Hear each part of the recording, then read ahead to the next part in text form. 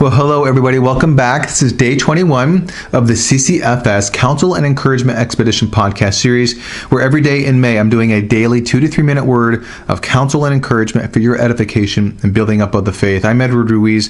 I hope that you're getting some benefit and enjoying this time together. We're going to be finishing off this series talking about suffering. And yesterday, we started off that series with a quote from Voddie Baucham in a sermon he preached back in November.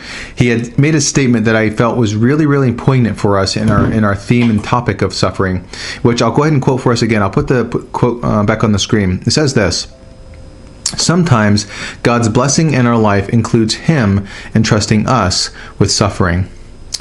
And I wonder if that quote resonated with you in any way. And so today I want us to sort of dive a little bit deeper into that idea and go back into your memory bank of maybe some difficulty or hardship and maybe some real suffering that you've experienced in your life.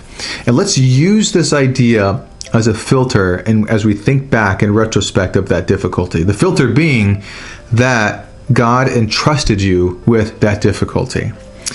And today's point that I want to try to create is that your suffering connects you to Jesus. Your suffering connects you to Jesus. And the way that I want to try to create, solidify this idea is to go into 2 Corinthians 4, and we'll look at what Paul has to say just in general about the hardship that you and we experience as believers. And so this is what he says in 2 Corinthians 4, verses 7, 8, and 9. And I'll read it for us right now. It says this: "But now we have this treasure in jars of clay to show that the all-surpassing power is from God and not from us. We are hard-pressed on every side, but not crushed, perplexed, but not in despair, persecuted, but not abandoned, struck down, but not destroyed. We always carry around in our body the death of Jesus, so that the life of Jesus may also be revealed in our body." Now, of course, when you look at the whole chapter there, one of the things that Paul is really getting at is that the reality, you and I, we are ministers of the gospel, ministers of the new covenant. We are, as Christians, we have a secure, everlasting relationship with God, and nothing will ever destroy that. Yet, we still struggle. We still have pain. We still have hardship. We are still burdened with the pain and difficulty of life on this side of heaven. And so your suffering actually connects you to Jesus. And this is where I'm trying to create the point. When he says here in verses 9, verses 10 rather, he says, "We always carry around in our body the death of Jesus."